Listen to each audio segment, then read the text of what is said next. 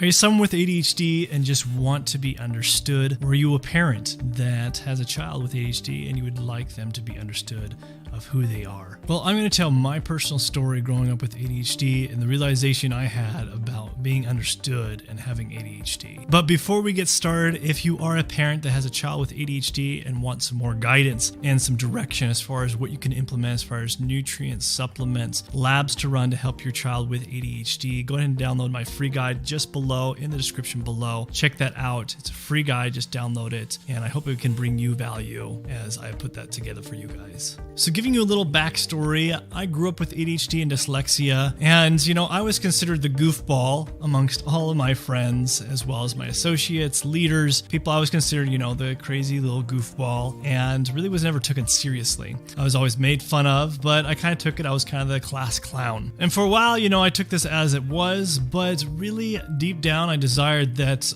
I was just could be understood or at least respected and not always considered the goof clown or somebody that just wasn't taken seriously. Really deep down, I just couldn't handle with always being made fun of all the time and being the joke of the party. Even though it was fun and games, but in the long term, I would tell my friends, this kind of does hurt, and it was just something that I felt like kind of left out. I just didn't feel like I was appreciated. So for me, I struggled with this because even going deeper, I felt like I just would never ever be taken seriously or never have respect or never looked up to or never could be a leader because I was just always the class clown and the joke of the party, and therefore I felt like I just could never be understood because of my ADHD. But the biggest challenge I think that was holding me back all these years growing up in middle school, high school, is that I believed that if in order for me to be understood, I had to change myself. And this was a wrong way of thinking, trying to be something that I was not. And that was a big challenge for me because I was always trying to be somebody else, maybe one of my friends, when honestly that was just not who I was. And after trying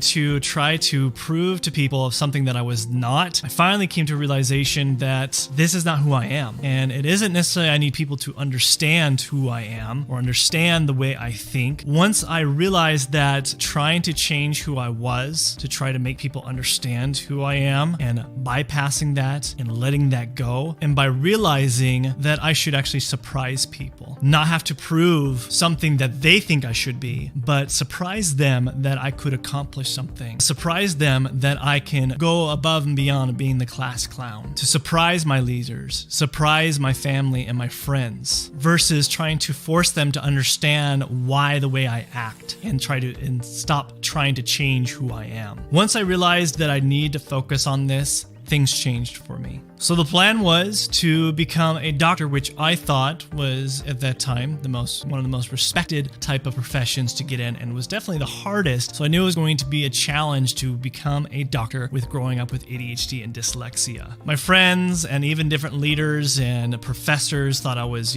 crazy because of the challenges that I had. But I did definitely have people that did support me. So even though this was the plan, there was definitely conflict and struggles going through this process of becoming a doctor. I failed miserably. I failed a lot of the core classes to get into medical school. I had to retake classes. And because of this, a lot of my friends and people and peers thought I would not be able to accomplish it. And having them think and proving the fact in their minds that, yeah, he has challenges in school, dyslexia, therefore he is going to have a hard time even be able to make it. But that didn't hold me back. I was very stubbornly persistent, and I would retake classes, keep retaking them. I would pass, and I would disprove a lot of professors by retaking classes, passing them, and getting through. Eventually, I got into medical school, and this surprised a lot of people. It surprised a lot of my professors, a lot of friends, family, peers. This surprised people. It surprised people because they couldn't understand somebody that struggled and failed so much because they knew my journey. They knew that I failed miserably multiple times and thought I would just give up just like anybody else would. But it surprised them that somebody like me that has challenges with ADHD and dyslexia was able to get through this. And because of that they saw that I was not only able to get through college and got into medical school, but also get through medical school and become a doctor, they were surprised. But not only that, had more respect for me because I changed who I was and not trying to change the way of their thinking and trying to force them to understand me, but being who I am and helping them disprove their disbeliefs on people who do struggle in school, people who do tend to think outside the box, people who do tend to might be the class clown and goofball all that we can actually still succeed in life no matter what the challenge is. So if you're somebody with ADHD, or if you're a parent that has a child with ADHD and you just want to be understood, or you want your child to be understood, let that go, because you're not going to change as far as who you are. Believe in your child, believe in yourself, that this is who you are, but you can disprove people's belief systems by uprising on the occasion, taking those opportunities to disprove people and surprise people. By surprising people, it'll be far greater than being understood. You'll be more respected and trusted because of the fact of what you were able to accomplish. I hear this too much from a lot of my patients and parents with their children, that they want them to be understood. You know, it is nice and it is something I struggled with when I was younger, but until I realized this fact that I shouldn't have to try to force people to understand me and change the way of who I am to normalcy. Who wants to be normal? Stop trying to fit in what you are not. Stop trying to change who you are not, but focus on who you are and grow that. And then over time, people will respect you for it. Over time, people will look up to you. Over time, people will want to be your friend, want to be your associate because of what you were able to accomplish.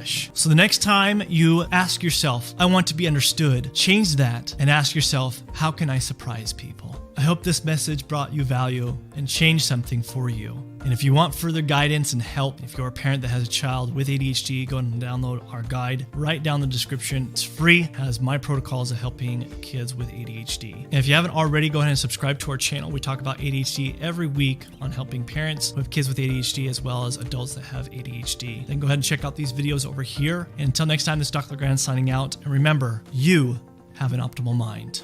I'll see you next time. Thanks. Bye.